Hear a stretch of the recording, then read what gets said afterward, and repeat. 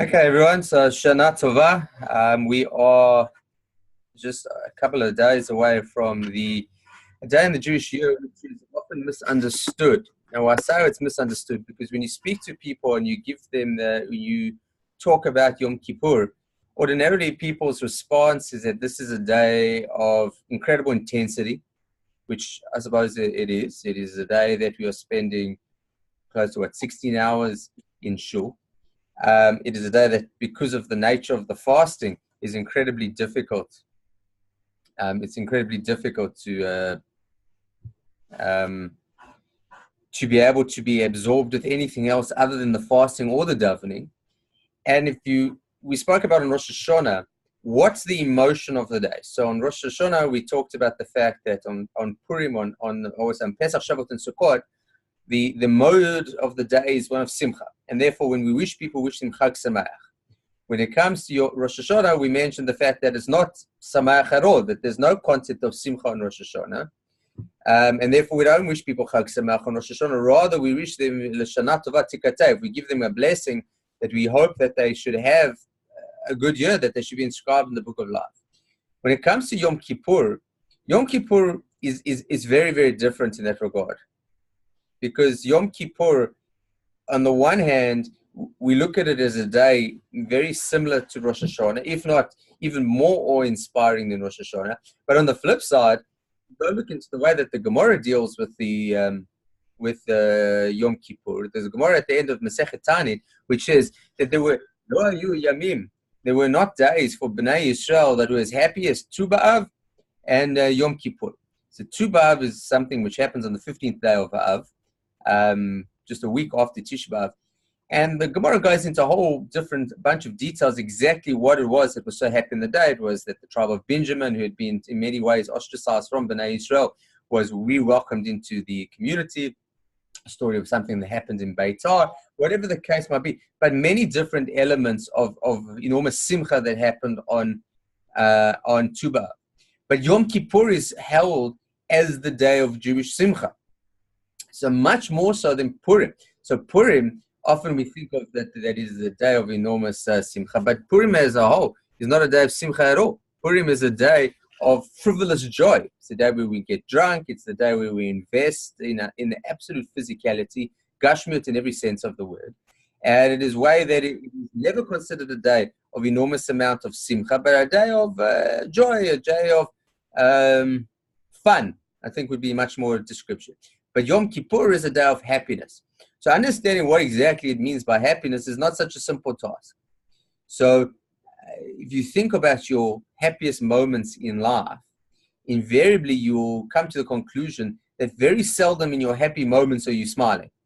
It is something that sort of touches at the core of your being. It is something that resonates within your soul, that you feel that you are achieving your purpose in a real, meaningful way. And it is as a result of that you say, oh, this is real simcha. So simcha is coming not out of happiness on a superficial level, but it's coming out of a real depth of happiness that is the idea of touching something very meaningful and something very deep within the neshama of an individual. So that is what Yom Kippur is. It is a day of true happiness, but happiness in a much deeper sense. Now, albeit that's the way that Chazal, that's the way our rabbis have described Yom Kippur, when you go and you read in the Torah itself exactly what it means about Yom Kippur, you get a very different perspective. So you open up, this is in Parshat Emor, and it tells as follows: V'yedaber Hashem Moshe lemor, and Hashem spoke to Moshe saying, Ach baso. I'm just going to. Someone is, can everyone just mute themselves? So that the Ach Basol Chodesh, on the 10th day of the month, Ashvi Azeh, on the 10th day of the 7th month, Yom HaKippurim hu, is the day of atonement, Yom HaKippurim. So that it's said in the plural, and we'll see this throughout the day that we'll be covering, is Yom HaKippurim as opposed to Yom Kippur, when Yom Kippurim, the Talmud says that it's Kippurim, that it's atonements for not only for the living, for those that are no longer here as well, that there's an atonement for those that have passed on, and that's why we do Yizkor on Yom Kippur, and that's why there's a minhag in many communities during this period of time to go to graveyards, to go to cemeteries and all. So Yom Kippur, Mikra Kodesh, it should be a day that Mikra Kodesh ordinarily means that it is a day of Yontef. So Mikra Kodesh means that it's a holy day, so we can't do melacha like we ordinarily would do. Ve'initem ed nafshotechem. So this is a term which is going to be very pregnant with meaning. The word inui ordinarily means that you should afflict, and I think that's the way the article translated. You shall afflict yourselves. So it's enormous amount of you should afflict yourselves. Hashem should have a sacrifice. You should not do any malacha, any work on that day. It is the day of atonements, to atone for yourselves in front of Hashem, your God.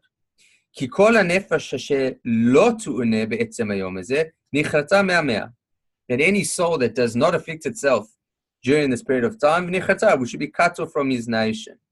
And similarly,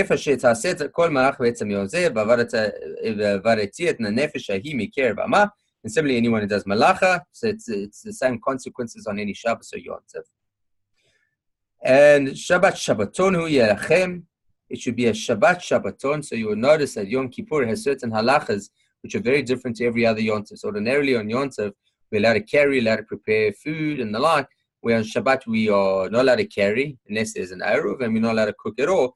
On Yom Kippur, it's a Shabbat Shabbaton that we're not allowed to carry, and that's why if you don't have an Eruv, you're not allowed to carry on Yom Kippur. So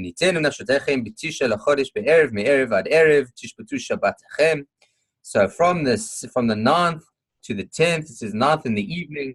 So 9th in the evening, we understand from that the mitzvah, there's a mitzvah on Erev Yom Kippur, so this Tuesday, is a mitzvah to eat. So a person who eats on Erev Yom Kippur is as if they fasted on Erev Yom Kippur, it's Yom Kippur itself. Okay, that's the parsha in Parshat Emor that deals with Yom Kippur. So what is this concept of Inui? So Chazal tell us that there are 5 Inuyim, 5 afflictions that we are affected of on Yom Kippur.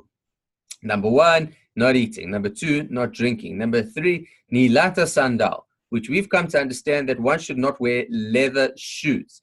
Now, the prohibition is on leather shoes specifically, as opposed to leather products. Meaning, you can wear a leather belt. There's no problem with that. You can wear a leather jacket. There's no leather shoes. Now, the concept of leather shoes, should be understood, is that it was a comfort issue. That it wasn't so much that leather shoes per se were the issue. It was the fact that in the days where Chazal brought this in, there were 2 kinds of shoes. You had all shoes were made of leather, and therefore you would take off the shoe, and you wouldn't have shoe, and you'd have to walk around on pebbles and rocks, whatever the case might be, and that in and of itself was a form of affliction. The 4th thing is adornment. So it's deodorant, aftershave, showering, teeth brushing, etc. All of those things are not allowed at all. And the final one is all forms of marital intimacy. So, and it probably could be extended to hugging and kissing friends and friends, which, dare I say, is asur, or 365 days a year, but at least one should try to be stringent on it with regards to Yom Kippur. So these are the things that are called inuyim.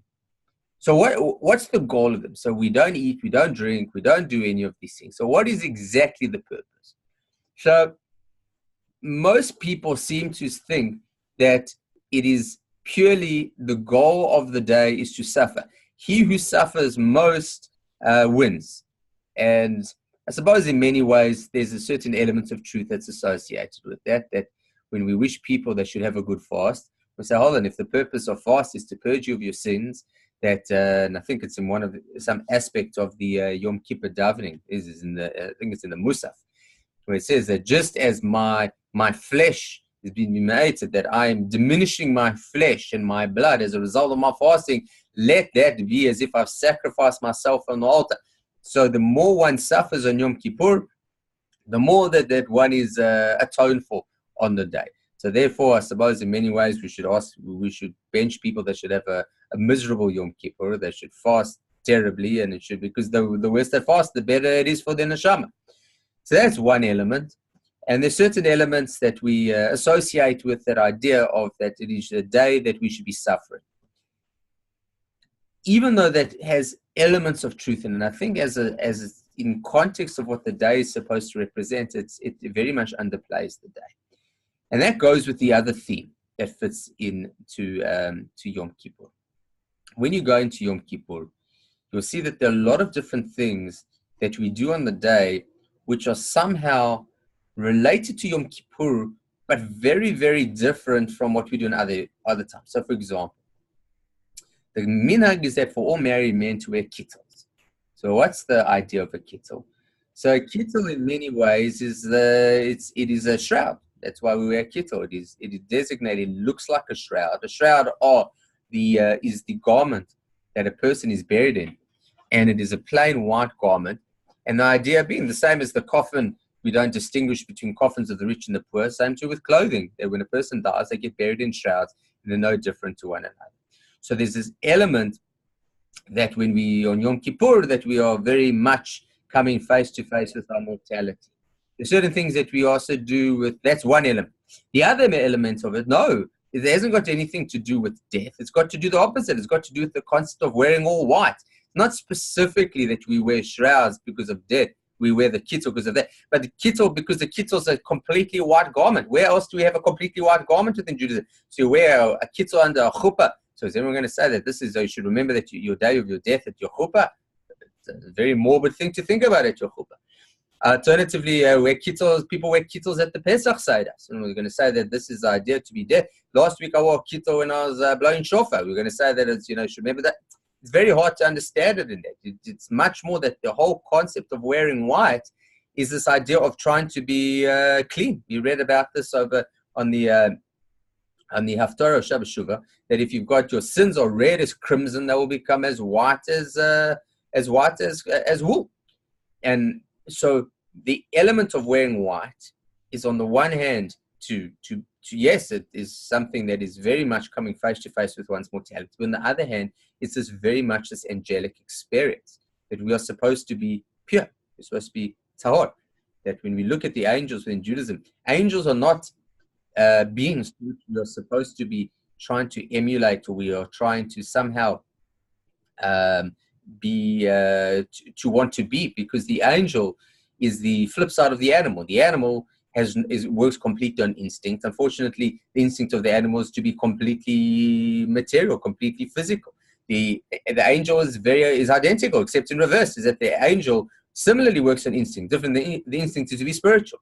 We have the benefit of having a physical component with a spiritual component. And that physical-spiritual connection is one that we have the ability not to be angels, but to be greater than angels. And we have the ability not to be animals, but to be worse than animals. And that's where we've sort of found ourselves. But there's an angelic aspect that comes out of our personalities on Yom Kippur that is highlighted by the kittel. There's another area. When you get into Yom Kippur, the first thing we say after Kol Nidre, we go into Ma'ariv, and we say Shema, and then for 364 days a year, when we say the Shema, we say Baruch Shem Kavod Malchuto Olam Va'ed, we say it silently. Comes Yom Kippur, all of a sudden we say it loud. So what's the whole chap of saying it loud? So Chazal say that where does that concept, Baruch Shem Kavod, where does that come from? So when Moshe went up to Shemaim to receive the Torah, we went up to Har Sinai, that he got up there and he heard this lofty bracha, Baruch Shem Kavod, that the angels were using. That's when they would daven to Hashem, they would say. So Moshe brought it down and taught it to Bnei Yisrael. But it wasn't something that we could use in a very real way, because who are we to come and use the prayers of the angels? But one night a year, we are very angelic. So what do? We add it into our prayers. So we changed that Baruch Shem Kavod, that we should be angelic in our behavior.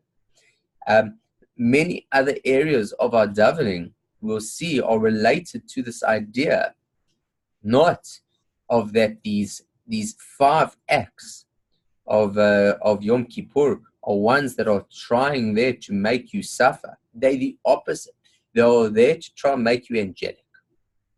So it means the non-eating and drinking. So we read in Parshat V'etchanan, when Moshe talks about going up to Har Sinai, he says, Lechem lo achalti v'mayim lo shatiti. I didn't eat bread and I didn't drink wine. I didn't drink water. So what's the chab? So the rabbis learn this out in a sort of elaborated manner, something quite similar that we know. So we have this idea, when in Rome, do as the Romans. So in Chazalic terminology, they have a similar idea, that when the angels come to visit Avram Avinu at the beginning of Pasha V'eret, which we read about this on first day of Rosh Hashanah, to tell him that he's going to have a child. So it says that Avram prepared for their meals and they ate. So Rashi over there asks, what do you mean they ate? Angels don't eat. It says that they look like they were eating. From Avram's perspective, they were eating. So why? Because when you're on earth, you eat. That's what you do. Humans eat. Angels don't need to eat. It says you don't eat because you need to eat. You eat because this is what you're doing when you come down to earth. So when Moshe Rabbeinu goes up to Har Sinai, he says, I didn't eat and I didn't drink. Why? Because I was up there with the angels. And angels don't eat and don't drink. So when in Rome, do as the Romans. And so Moshe didn't eat and didn't drink. So why don't we eat and we don't drink? It's not because we're trying to suffer on a physical level. It's that we are supposed to be angelic in our behavior. And the angels don't eat and don't drink. So we don't eat and we don't drink. That's the concept of all physicality. So you'll see that a lot of the laws that you have. So let's go back. Wearing shoes. So the concept of shoes, we don't wear shoes. So there's something you'll notice with when you daven your Shmoneh Esrei. So when it comes to posture in Shmoneh Esrei, it says that in most of the Shmoneh Esrei, our feet have to be together and our disposition has to be one that we are crouched over with a humble disposition. So one shouldn't be davening, with looking up to Shemayim, but rather in a humble mode. But the feet together is a crucial component of it. So why the feet together? Because that's the angels. The angels have 1 foot, whatever that means, having 1 foot. But when we daven, we are trying to be angelic in our tefillah. So we put our feet together. That's how we daven. So the feet are together. So why no shoes? Because because that's what the angels are. Shoes. You don't wear shoes. It's not a matter of suffering. It's a matter of elevating. So go to the next one. What's it with regards to intimacy? So intimacy is obvious. What we angels? There's no male angels, female angels. Same way as God is not masculine and feminine. There's no such concept of masculine and feminine angels. And finally, the idea of self-adornment, what's called nisuch, is so we don't wear aftershave. So if you go look in a lot of the laws of Shiva, which there are many similarities to. So in the laws of Shiva, you have you're not allowed to ask, you're not allowed to shave, you're not allowed to shower, you're not allowed to put on deodorant, etc., etc. So what's the logic behind that? So all of these things have to do with shedding the physical aspects of our personality, that we are no longer physical beings. I don't care what I look like. It's not that I don't care. So in a Shiva context, I don't care what I'm looking like because I'm enveloped within my pain. But on a Yom Kippur idea, it's that I don't care what I look like, not because I'm becoming completely callous to the physical world and indifferent. It's got to do with the fact that I'm elevating myself, that I'm no longer a physical being. This is merely an external shell. That the reality is that we were given this body for 80 years, 90 years, please God, 120 years. We were given the shell of a body. And one day, our loved ones, please God, will be looking over at our corpse, and there will just be a shell. So the neshama that lives and continues on is no less alive than it was 10 minutes before you passed away. But the physical body is insignificant. It is merely a shell. So when you say you don't put on deodorant and you don't put on perfume and you don't shave, and well, obviously don't shave, but you don't brush your teeth, and all of it is to try shed the physical components of your personality to try and be a lofty spiritual being. So now we come and you put all these things together. So when it comes to inuyim, so the topic of the shiur, the starving of our bodies and the starving of our souls. So what do you mean? When we come to Yom Kippur, what are we supposed to be feeding? So illustrate this by way of a cute Hasidic story. When a young Hasidic Hasid goes over to his Rebbe and said, Rebbe, I'm struggling with motivating myself to fast on Tisha B'Av. So how do you do it, Rebbe? How do you motivate yourself to fast on Tisha B'Av? So the Rebbe said, I don't fast on Tisha B'Av. So the Hasid said, what do you mean you don't fast on Tisha B'Av? How do you not fast on Tisha B'Av? He says, I don't. So the Chassid asked him, well, how about Yom Kippur? How do you motivate yourself to fast in Yom Kippur? He says, well, don't fast in Yom Kippur either. So the Chassid was very perplexed. So the Rebbe said, let me explain it to you. He says, Tisha B'Av is the saddest day of the Jewish year. And it is a day that we come to grips with the destruction of the Beit HaMikdash and the consequences of that destruction, what it has been for our people for the last 2,000 years. The pogroms, the inquisitions, the expulsions, the Holocaust and the like. This is when you are real with that level of sadness and grief. This is, who can eat on such a day? Who can worry about what they're wearing, what they dress like? Who can be concerned about their own personal comforts when they see around them the destruction that has come as a result of the Beit HaMikdash? It says Yom Kippur, when you realize what the day has become and what is at stake at the moment, and that you're standing in front of Hashem, pleading for your life, and recognizing the atonement that will please God be soon to come.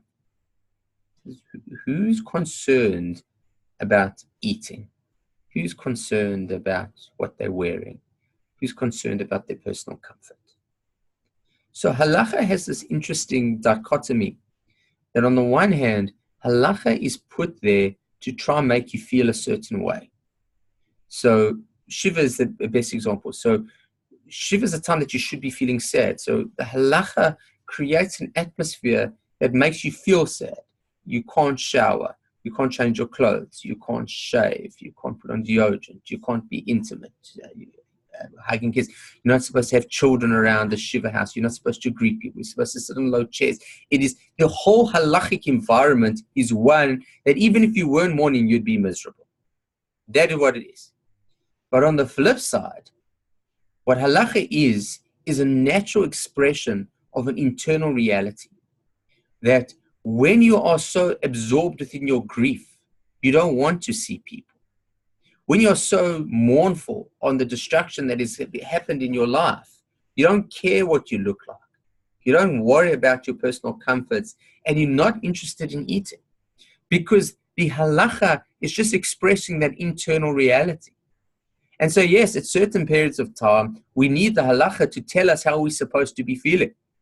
So, yes, Yom Kippur, you mustn't eat, and you mustn't drink, and you mustn't do all these things, because we need to make you suffer. Because you've got to understand that this is an important day. But on the flip side, it is the complete opposite. No, it is a day that we have said over the last 10 days, or even greater, the last 40 days, since Rosh Chodesh Elul, we've been listening to the shofar blast, and we've been trying to purge ourselves of our poor behavior.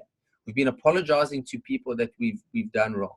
We've been apologizing to Hashem for behaviors that have not been kashura, that have not been in line with the values that we ordinarily preach or try to practice. And the whole day, the whole 40 days, we've been building up to this masterful experience. For the last 2 weeks, you've been having slichot.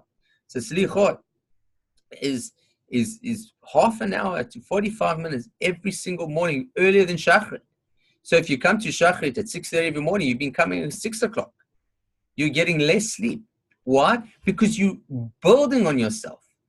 Now, I'm not well versed in religions of the world to know whether there is a concept of teshuvah in a very meaningful step-by-step manner. I know there are definitely ideas of fast days, and I'm sure there are different ideas of self-improvement as an ethic. But for us, this whole period is to stand up, and in every yeshiva, every drosh has come up and saying, we could be better than we are. And that's what Yom Kippur is. It is now the external expression of that internal reality that hopefully we've arrived at. We are no longer eating because we're angelic. We've risen ourselves, or at least we're aspiring to be angelic. On the flip side, we are saying that we don't care about our physical appearance because it is just an external shell for who we are. We are no longer trying to be part of that rat race, but we are really exhuming ourselves from that to become something so much greater. And therefore, the external suffering of the day is really trying to just manifest an internal reality that hopefully we are coming closer towards. So that's in essence. But just to give it a little bit more context. So Yom Kippur, from a chronological point of view. So we leave Egypt on the 15th day of Nisan. We go traveling. We receive the Torah on the 6th day of Sivan, 2 months odd later, 50 days later to be exact. Moses goes up Har Sinai, receives the Torah, comes back to see the golden calf that has been the great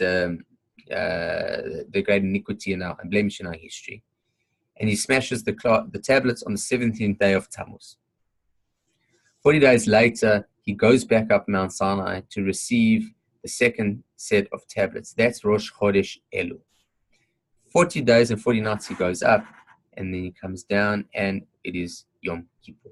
So Yom Kippur is the day where we too, as a nation, we've been through a lot.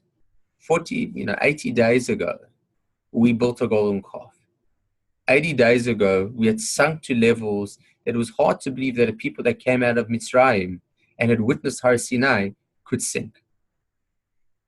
But the greatness of Yom Kippur is that even that nation was entitled to receive a separate Torah. And that's the timing of Yom Kippur, is that Moshe comes down from the mountain the second time. He gives the Torah to Klal Yisrael, and we as a nation accept it. And that is where we are, so to speak, brought back to who we could be. It's interesting. There's a story that is told, I think Elie Wiesel tells it. It's put in a book called Souls on Fire. It's it's Elie Wiesel's recollections of the Hasidic stories that he remembers as a child. And he tells the following, he tells the story of Zusha, that when Zusha went to Shemayim, he said that, Zusha said, when I go to Shemayim, they're not going to ask me why you weren't as great as the Rebbe, ex-Rebbe, Y Rebbe. And I say, Zusha, why weren't you as great as Zusha? That the ultimate is that we were great, we fell, and we came back. And that is this real essence of Yom Kippur. That Yom Kippur is a day where the mature individual is able to look at themselves in the mirror spiritually naked. Excuse the analogy, but when a person looks at themselves in their most vulnerable state, physically naked, most of us don't want to see what we see in the mirror. We don't look who we think we should. Looking at ourselves spiritually naked in the mirror is even more frightening. But as the Rabbi says, the sharper the mirror, the Talmudic, the sexist, but the Talmud says, the sharper the mirror, the happier the woman, which is meant to mean that when the mirror was very sharp, it would show all the blemishes. So if a woman wants to look beautiful, the better the mirror, the more she'd be able to pick up on her blemishes. So you think ordinarily, you don't want to see that you've got blemishes, but then she can do something about it. When you realize your blemishes, there's an opportunity and ability to make a difference and to be better. But if you don't have the mirror, and you go around oblivious consistently to all those blemishes that you have. So Yom Kippur is the final time where we look at ourselves squarely, spiritually naked in the mirror, and say, we can be so much better. We're striving to be angels. We can be better mentors, better sons, better husbands, myself, better fathers, better rabbis, better friends, and to try and move on from that point. I'll end off with an interesting medrash. It's a Maharal, which is very pertinent. It says that at the beginning of Yom Kippur, if you think about it, when we get to the Shema, we're about probably less than an hour after we've gorged ourselves completely before the fast. And we say, Baruch Shem Kavod Malchuto. Why? Because, as we said, we're angelic. This is what happens after Shul. So in 25 hours' time, we're going to daven Ma'ariv. And at that Ma'ariv, we're going to say Shema. And what are we going to say at the Shema? We're going to say Baruch Shem, but we're going to say it quietly again. It says, who's more spiritual? Who's more angelic? the person an hour after eating at the beginning of Yom Kippur, or the person 25 hours later, he's just said, Hashem hu Elokim, Hashem hu Elokim, Hashem hu Elokim. He's just gone through the whole process. He's just gone through Yom Kippur. The first act that he does is Mariv, and the first thing he says is Shema, and Shema he says Baruch Shem quietly. Why? Because that's the prayer of the angels. We don't say it aloud. So Maral says, because a person is not judged on where they are at, the person is judged on where they are headed. At the beginning of Yom Kippur, we stand in front of Hashem and we are about to embark on a very lofty journey, a journey towards building a relationship with Hashem, building a relationship with ourselves that ultimately will help influence and affect our relationship with one another. So we're angelic. We have noble ideals and noble ambitions and noble goals. But by the end of Yom Kippur, so you've heard the final shofar blasts, and everyone's in Ashur singing a tikva, and now we are ready. The fast is over. Everyone's folding their talis, and then Krebs gets on the bim and says, V'urachum. And there's the sigh of anguish that, all right, let's see how quickly can we daven this Mariv. We've got to go, we've got breaking the fast, we've got people coming over, we've got to put the bulkas in the oven, etc., etc. The motive has shifted. From being so lofty and spiritual, we are brought right back down to earth, to the physical beings that we are. So we say it silently, because we're no longer in that angelic goal. We're now back to our human frailties. So this is ultimately the goal of Yom Kippur. Is not only to try be angels and be angelic and to direct ourselves, perhaps on another level, is try to create a certain level of direction of where we want to go and what are the things that we are hoping to achieve in this upcoming year. Last week I had a shiur from my Rosh Yeshiva, Rav Maidan. He said, any major business has to do a certain level of accounting to put their books together. He says they have to really go through the fine-tooth comb, so we should be doing something similar with our own deeds.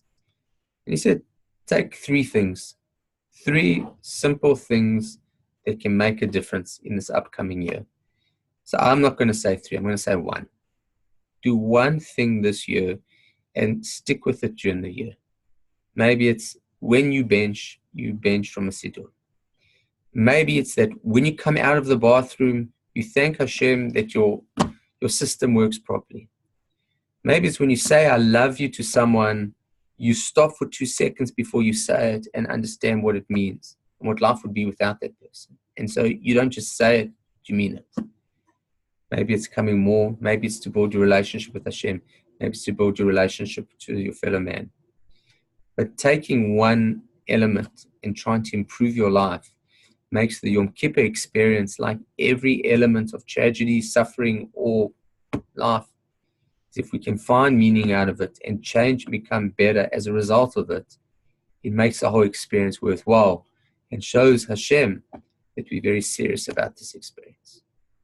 So I wish you all the Gemara Chatima Tova. Should all be sealed in the book for life and to have a good year. Should have a meaningful fast. Should not be too challenging, but should be somewhat challenging. And please God, we will see all of you over the next few days. So Shana Tova, everyone.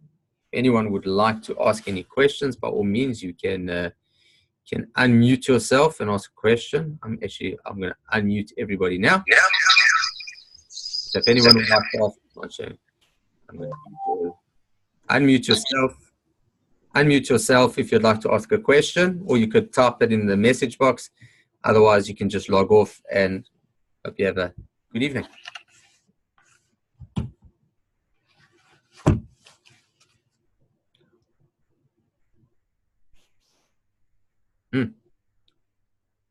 I'm going to assume silence means no questions.